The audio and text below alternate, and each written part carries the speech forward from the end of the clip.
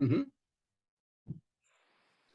Hello there. This is Jim and Emily, and it is Tuesday, September 13th, and the world is still going around and maybe burning up, but we'll talk a little bit about that. And tonight, especially, we're going to talk about the corruption of the green movement overall, and nobody knows more about that, I would say, than Patrick Moore, who founded Greenpeace. And he will talk about how Greenpeace went on a different course when global warming became the catchphrase for Greenpeace to earn money. It's an eye-opening discussion, and it shows Greenpeace was one of my great heroes because of the risks that the individuals took in trying to stop whalers from killing whales and nuclear loaded ships. Anyway, Greenpeace were my heroes, and we'll hear him discuss that. And then the next cut is from this wonderful movie by Michael Moore called Human, what's the matter with me? The Human Planet, the Planet of the Humans. Isn't that what it's called? It's the Planet of the Humans. I just watched it. And Yep. Yes, right. Okay, Yep. well, I'm glad I thought of it. So, And Michael Moore produced it, and it is a brilliant, eye-opening history of the corruption and the scam that the green movement became. And I really encourage anybody to, you can watch it for nothing on YouTube. Can you believe that? right. And this one is on Rumble. Sorry. Okay. This one that we're going to watch Maybe. is this Patrick Moore, founder of Greenpeace, is on Rumble. Yes, Patrick Moore's is on Rumble, and Michael Moore's film is still on YouTube, as far as I know. You can Google it, and it'll come up, and you can watch the whole thing. And it is a very moving, sad, and moving story of what has happened to planet Earth in the name of biofuels, biodiversity, and the destruction, particularly of the forests. And the section that we will be playing you is rather important to me, and I won't tell you why, because I don't want to give you a clue about my personal vendetta against a certain person, but you'll be able to see that. So anyway, Emily, would you like to the first clip? Yeah, I would, but I before as we go in, I want to back us up to the really core reason. Remember our guest, Kristen Ragusin, that we had a while ago, where we talked about her book, The End of Scarcity. And as Jim and I have also been on board about the core reason is that our money system, all of our money is debt. In other words, we wouldn't have money unless we went into debt. And that whole scenario drives so many destructive forces. And I just want to say that I've gotten this book, I've started it. I think it's so readable, so excellent. I mark it up with little, what are they called, clips. So I recommend it already. I feel like I just want to repeat it. So she's got some solutions here for what we're about to watch, and maybe we'll talk about that in a different show. But let's proceed. The first clip is 5 minutes, and then the second clip is 10 minutes. And I apologize for the dog. He's been inside because it's been raining. He doesn't want to go out, so he's frustrated. Let's roll. Patrick Moore, the founder of Greenpeace. First, it grew into more of a business than a campaigning organization, because now we had 2,000 employees and we had to raise enough money to pay them their salaries. So your priorities start to shift a bit. Secondly, Greenpeace decided to describe humans as the enemies of the earth, whereas we had started off with a strong humanitarian vision as well as environmental. The piece in Greenpeace is to stop humans from destroying themselves with nuclear war. So you had to care about people. But in the end, the environmental movement decided to characterize humans as the enemies of nature. In other words, we're the only evil species. All the other ones are good. And that's way too much like original sin for me. I'm not a fire and brimstone kind of guy.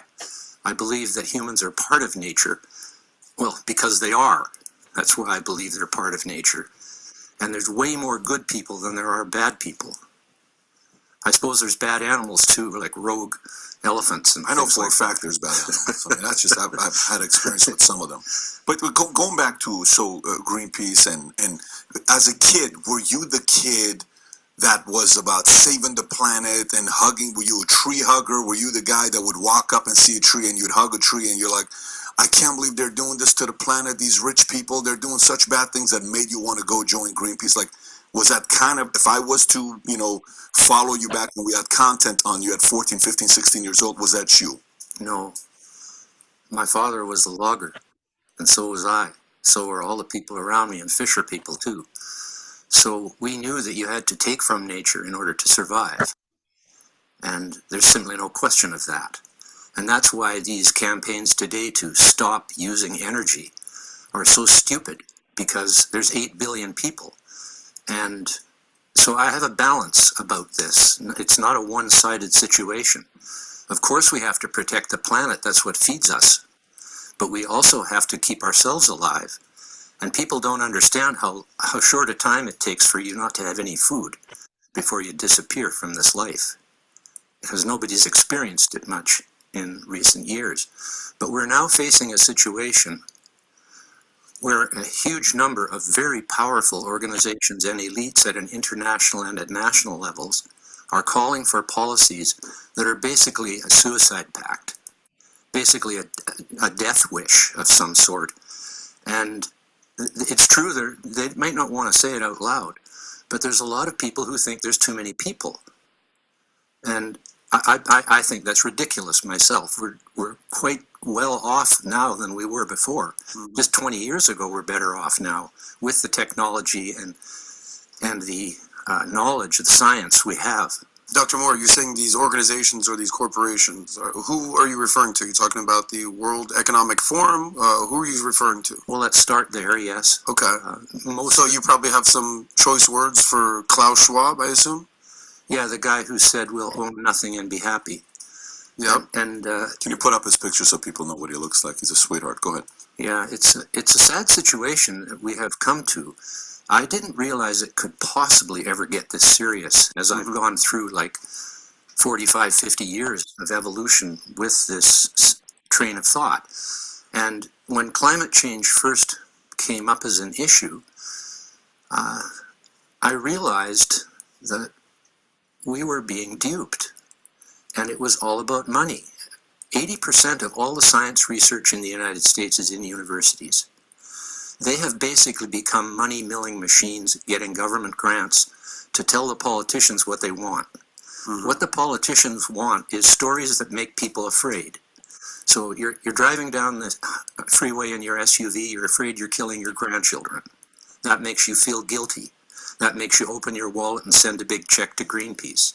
That the politician then exaggerates that in the public. The media exaggerates it. The activists exaggerate it. And the scientists are the silent part of it in a way, because nobody sees the money going from the politicians to the scientists. It goes through bureaucrats at state, city, national, international levels. And that money is meant to create narratives that will scare people, and that makes them easier to control. Yeah. He spoke about the money system again. We have the power change this pretty radically, pretty quickly. And that's why this is so exciting, but it's so horrendous to learn that they're manipulating the weather, they're starting fires with direct energy weapons, they are destroying food supplies, they've played mind games on people, saying that they're too many people. Really, what the truth is we are people who are living within a destructive money system that is designed to destroy everything beautiful about humanity, everything Renaissance, everything connective to nature. And now this idea that we've got too much carbon, which is a farce.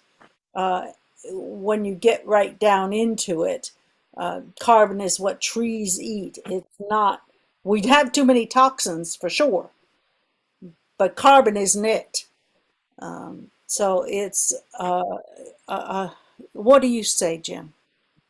Well, I'm glad you mentioned carbon, because one of the things that I studied over the last few years is the opposite of what we have been told, which is that as we put too much carbon into the air, the temperature rises. And we've had all these explanations for why that is. And it's all flummery.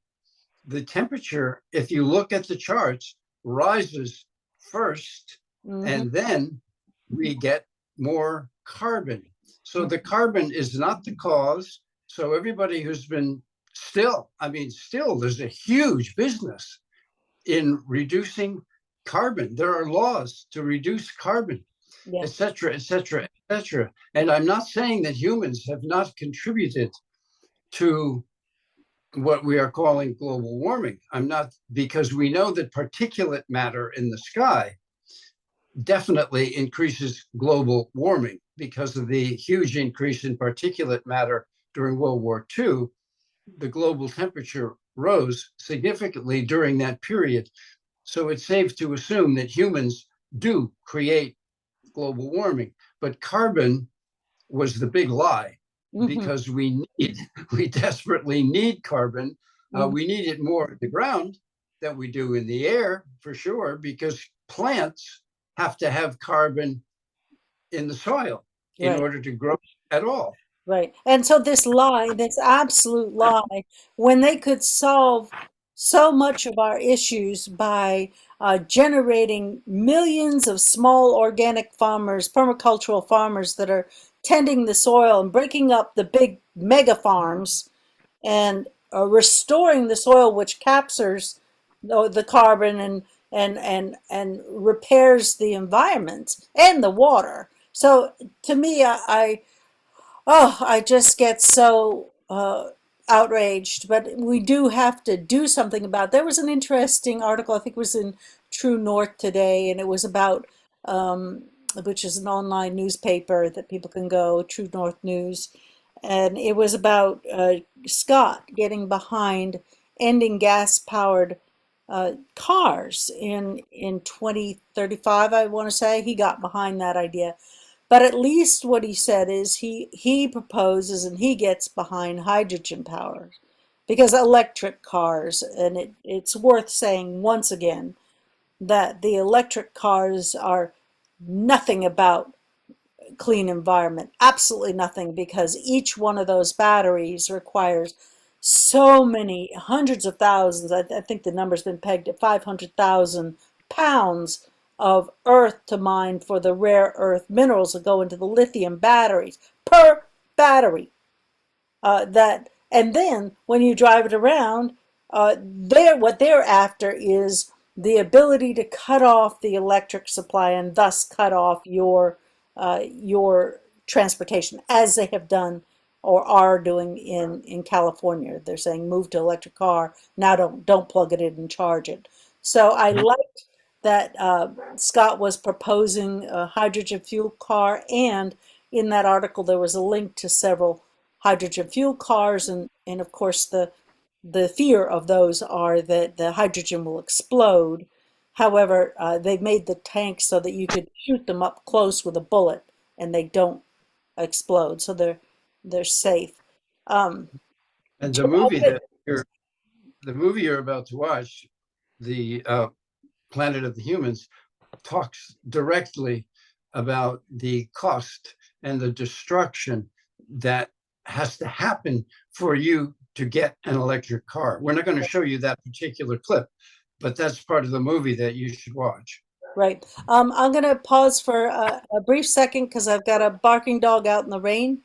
I gotta run, go let him in because he doesn't come in the same door he went out. So if you're okay, we'll pause it for a second and come back over here, and we'll come right back after we take care of the doggy.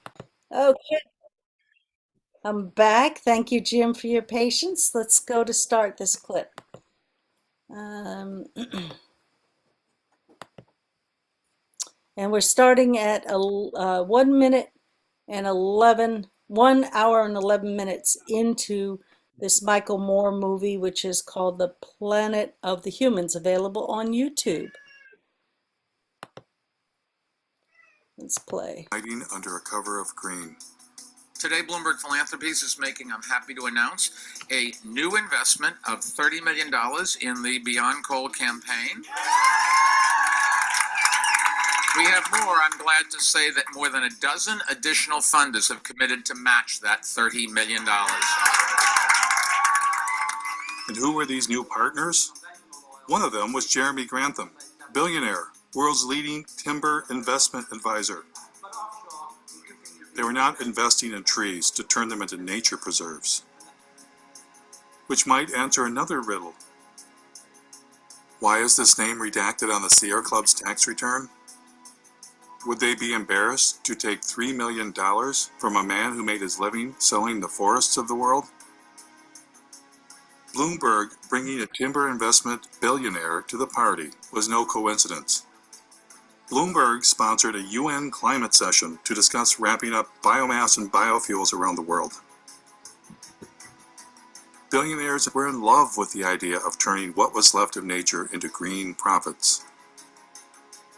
Remember when Al Gore had gotten Richard Branson to invest billions into saving the planet? Richard Branson, founder of Virgin Atlantic, powered a Boeing 747 from London to Amsterdam on a coconut oil mixture to highlight the potential of this amazing oil as a clean energy biofuel.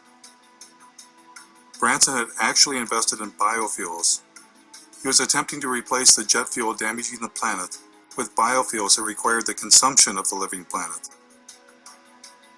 And it was game on for the airline industry.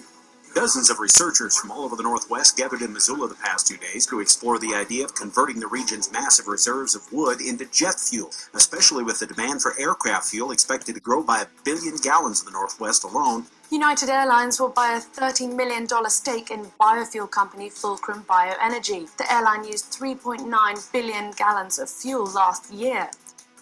What technology was Silicon Valley billionaire Vinod Khosla hoping to profit from? Nature takes 1 million years to produce our crude oil.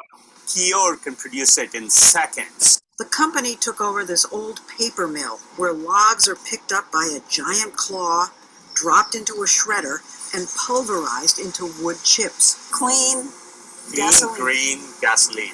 There must be a downside. There is no downside. The bank that crashed the economy, ruined millions of lives, and has their tentacles on the levers of power. What would their favorite form of green energy be? One of the very interesting markets that we deal with is Brazil. It's unlike any other market in that today, alternative energy isn't really alternative energy. It's so much a part of the fabric of the society. The country began to utilize its vast resources of sugarcane to produce ethanol. There was a man from Goldman Sachs who was particularly in love with turning forests into profits. Has everybody got enough coffee? You might want to get some more. Meet David Blood, former CEO of asset management for Goldman Sachs. How much money did Mr. Blood believe should be invested in green energy? A natural alignment for something in the order of $40 to $50 trillion worth of capital. $40 to $50 trillion. And who was going to help the man from Goldman Sachs? Help him raise that astronomical amount of money? A gentleman some of you may recognize and know, Bill McKibben. It's entirely dependent on what kind of political will we can muster. And if we do not get this done very fast, then we're not going to get it done.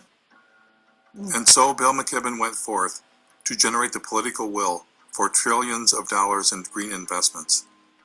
Our next guest has been called our nation's leading environmentalist. And you are, in some sense, the grand poobah of the environmental movement. My guest tonight is on a global crusade.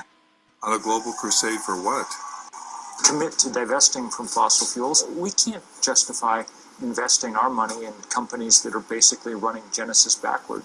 So when you divest from fossil fuels and invest in green funds, what are you investing in? I took a deep dive into Securities and Exchange Commission filings to find out.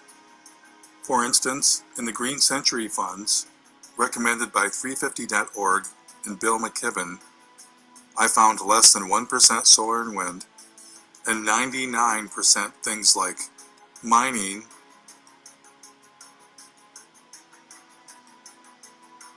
oil and gas infrastructure companies, including a tar sands exploiter, McDonald's, one of the companies driving meat consumption across the planet, Archer Daniels Midland, one of the world's largest producers of biofuel, Coca-Cola, the largest creator of plastic pollution on Earth, logging and paper companies, including one that brags about biomass burning,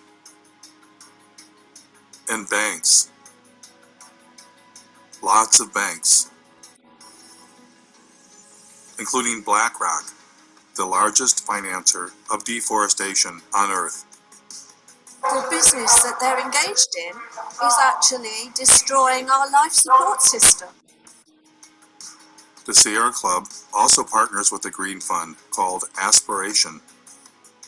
Aspiration also includes dozens of companies profiting from the destruction of the planet, including Chevron, ExxonMobil, Chesapeake Energy. In order to maximize the production potential of the well, the shale formation will be hydraulically fractured. The Russian gas giant Gazprom. Gazprom owns the world's largest explored gas reserves, 36 trillion cubic meters. And in perhaps the most bizarre twist of all, the Sierra Club's green fund's biggest holding is Enviva, the world's largest consumer of forests, to be incinerated in green energy biomass plants.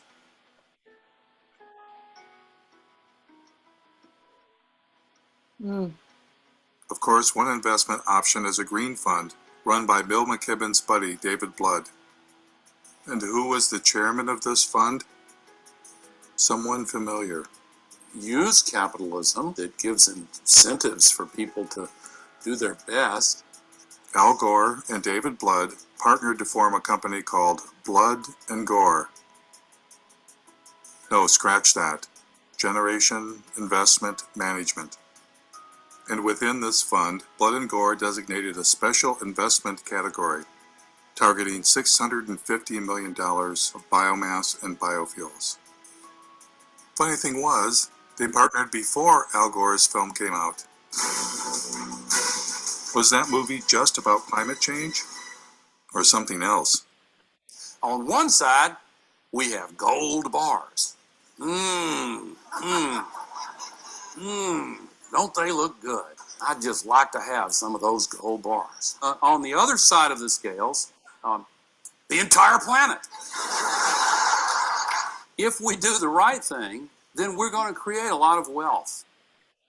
And when it came time for Al Gore to choose between the entire planet and getting him some of them gold bars, what choice did he make? Here's Al Gore earning his keep by pretending to care about the rainforest while lobbying Congress on behalf of the sugarcane ethanol industry. Is there any comment on the Brazilian effort here with the issue of the possibility of expanding into that Amazon River basin with further deforestation to produce more ethanol out of sugarcane is a worry? And apparently you're not as concerned about that. No, I am. I simply forgot. What's been going on there is really very troubling.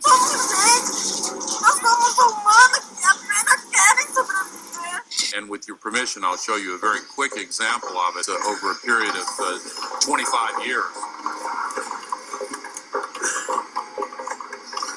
The invasion of sugarcane monocultures in the region clashes with the indigenous people's right to land.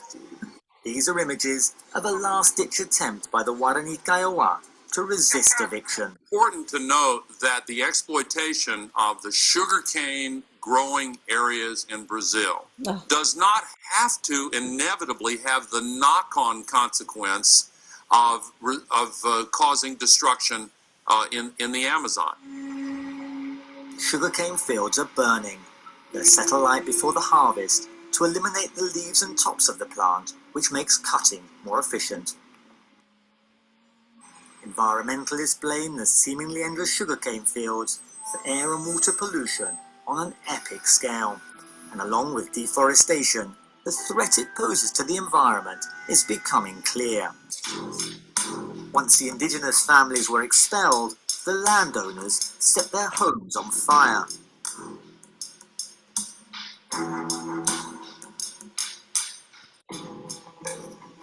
Is there anything too terrible to qualify as green energy? Thank you very much, Secretary Mavis and the US Navy for once again inviting me to speak with you today. The Navy's work to help launch this new fuels industry is invaluable. So that's where you wanted to go. Yeah. Yes, I wanted people to see how the green movement has destroyed the lives of the indigenous people in Brazil specifically, but that's just one of many destructions that we find on planet Earth in the name of money, saving the planet. No, Yeah. no, Well, it's that's making money. No, they call it the name of saving. That's the excuse. That's the mask. Yeah. That's the lie. That's the lie. Yes. It is not about saving planet Earth. It's about them making mega money, having control. I don't know what they get out from it. They must be psychopathic. Well, they seem to enjoy destroying planet Earth. That seems to be the big joke that they have among themselves, is that the more they can convince people and universities to invest in green energy, the more trees they get to cut and destroy. And it's a big deal in Vermont also, because that kind of deforestation goes on everywhere. Right. And McKibben is the pimp. McKibben is the pimp who goes to the legislature and tells them how wonderful the new world will be if they would only do what he tells them. Right, right. And that's in the name of reducing carbon. Right. So now that we're doing this, they're doing the planned chaos coming up in this winter. People may not feel it yet, but it certainly is already being felt in Europe. And I guess Turkey has 80% inflation. And we are expecting the withdrawal of cash. We're expecting them to create a complete chaos so that they'll come in with this global digital currency that we will only get if we behave. And they're also taking over the food supply. This doesn't mean that they are going to do it. This means that we, the people, have to look to our freedoms with a sense of responsibility to begin a different path where we learn how to create trading circles, where we learn how to be productive in our own ways, pull back on our consumption, all these things of which I am attempting to learn as well. There's this book again is really exciting, and I think the business plan I'm working on is also very exciting. That we Well, can. going back to my experience with actually trying to save the planet, I invested in a company, and I probably will never see the money because it's difficult for them to get going, because they're actually really doing something important. They are growing soil. Yep. The head of the company is probably the world's leading expert on carbon sequestration and rebuilding marginal land. And Bill McKibben apparently had never heard. Now, this, I hope you're sitting down. He apparently had never heard of carbon sequestration until years after we started pushing it. That's what kind of a fraud and a pimp for money Bill McKibben is. He can set about on his, the white knight saving the planet without having a clue how it would actually be done if you really wanted to do it.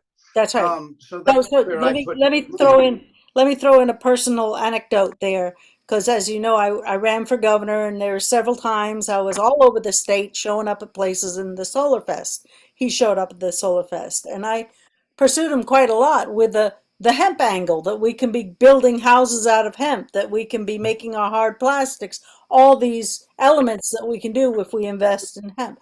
And what I was trying to press him is, oh, here, you're raising the panic, you're raising the alarm. Can you also talk about the solutions? And he was like Bernie, who ran away from me down in Washington when I brought him a brick of hemp. He literally ran down the hall, out the other door, so he wouldn't have to talk to me. And they're so phony, just so phony. And people should not think that they're any heroes. And these XR rebellion people, all these people, Greta, all those people, they should goddamn get a clue. I'm sorry, but they just don't have. They're just. I don't know. I get upset about it. Yeah, I mean, it's hard to blame people for following somebody who has the right narrative, and that's the key word that I always end up using, because they will do anything to protect that narrative. And we're looking at a very specific narrative here when it comes to biofuels and saving the planet and climate change and all that. Their narrative depends upon your ignorance. And your fear. Depends upon you're not seeing what they are actually doing. That's right. And your fear. And your sorry. Yes. And the CEOs that were being honest about it said, what, you can't possibly get away from fossil fuels, because fossil fuels are what drive the movement that you're talking about. Well, I think yes, but I mean, I mean, I don't think that I think that we're kind of conflating the issue of like, oh, there's too many people and we're using too many fossil fuels.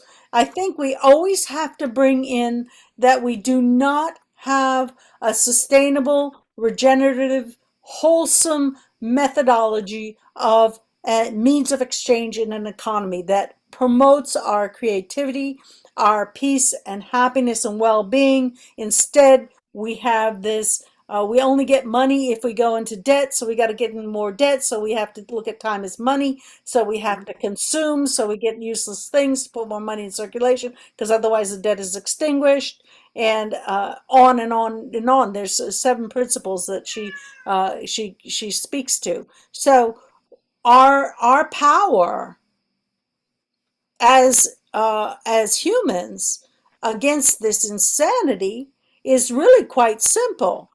It's to make ways that we can do our own economy outside of the Federal Reserve notes, outside of this banking system. And we've been working on that for a long time. Yeah, but we've been asking politicians. We've been asking politicians. we got a long way with that until what's his name cut us off at the knees as we were about to succeed. So Chris, it wasn't all of them. It was, well, we had the treasurer, and then Leah of the banking industry, and Tim, what's his face, Burlington, were able to stop the success of the legislature. That's right. 6-1, 5 nothing, I think it was. Right. And they were able to prevent us from moving forward just because of the key people. That's right. Who were that corrupt in that environment. The gatekeepers, the chairs, and the speakers who won't let the bills come forward. Prevented the bill from going through. So it wasn't each individual legislator. It was just one person, one member of the legislature stopped this from going forward. Right. And he was a green Democrat. So that's how corrupt these creeps can be. And Balint is that way too.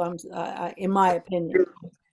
You're absolutely right, and we're both right in that whatever good can be done, they stop it. Well, it's not, you know, carbon sequestration was something that by ignoring it, Bill McKibben was preventing it because he was at the bully pulpit, making his, telling his lies. Carbon sequestration is a big plus. Another company I'm involved with turns chicken manure into heat. That's a net gain. That's a huge net gain. Right. So it can be done. Right. I mean, I have a little money that I was willing to do this with, but I put my money where my mouth is. And if politicians would do the same thing, we'd be a little bit better off. But, I mean, that's where I've come about to think that actually the representative system as we know it, working within an incorporated government that is a for-profit scheme anyway, it's not an appropriately representative government in that they don't do the will of the people, they do the will of the corporations. That's why we have corporatism. So I've gone through that, for a decade and looked at it, and I don't believe that we ought to do elections the way we do. And I don't want to get into it right here, but because I think that we're going to have to find a way to express the will of the people and then directly elect the people to fulfill the will. And we can talk about that another time. Only I do want to mention that the business plan that I'm working on, and it's moving forward, to me is very exciting because it's to employ the people with fun, because we can't do any, people are just yearning for fun, and we do it to begin to use, there's 4.5 million acres of yards and umpty-ump tabletops and windowsills. So we start with getting social influencers to help make it fun to grow some portion of our food. Some portion, and then we get a private membership association. Remember that farmer, that Amish farmer that got nailed for slaughtering his animals and selling them to the people that wanted to, and he was doing it under a private membership contract.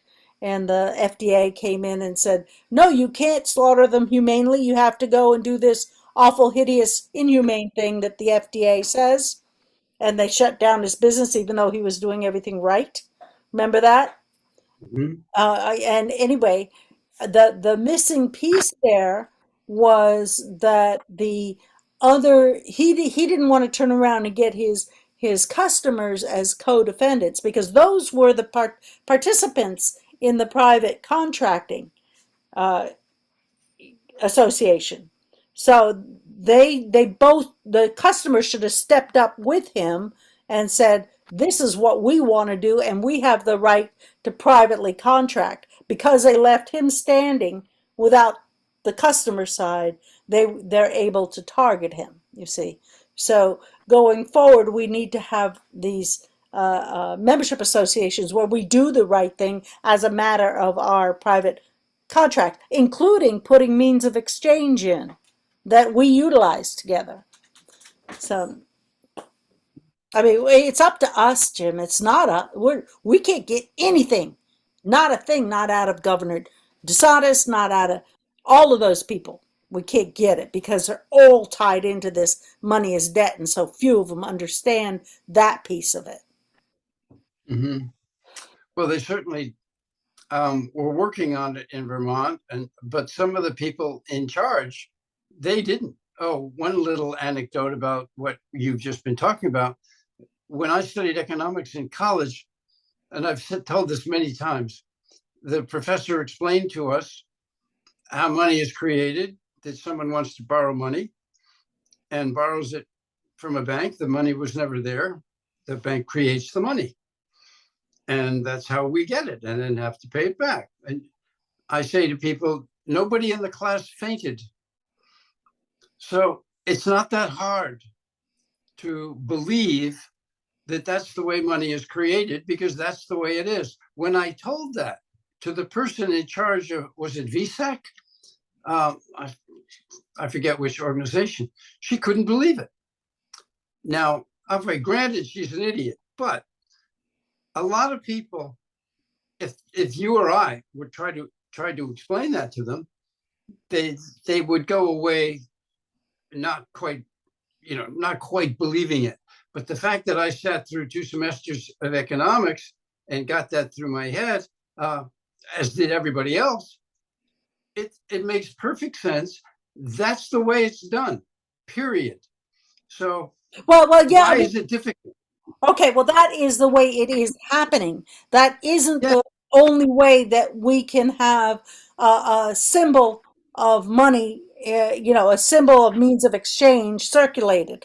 We have this system, but, it's not the way only money can do, right? My point was that there are a lot of people who don't believe you when you tell them something that simple and straightforward that they look up in any economics book. And so when you give them the solution, they don't have any clue what you're trying to correct because they don't get it.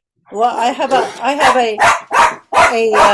a brother-in-law who was featured in the movie about the crash, The Inside Job, and he was unhappy about being caught in a clip saying things, and he's at the Harvard School of Economics, and I don't know how many times I attempted to get him to come across the bridge and look at the monetary policy as the seed of economic policy, because he was teaching all these young kids, and his role and the reason why he's fabulously wealthy is to justify, be the academia that justifies the exploitation, and I suppose he understands that he's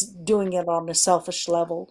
Hard to say, but I will say that the academia, again, like Gore, like everybody, get to a place where, I'll take care of me and my own, because it's too hard to be I don't know why they don't do the right thing. Well, maybe we should wrap it up with that. The main point that I was trying to get across tonight was, you didn't need me for it, because it came across in those beautiful clips from Patrick Moore and from Michael Moore, of all people.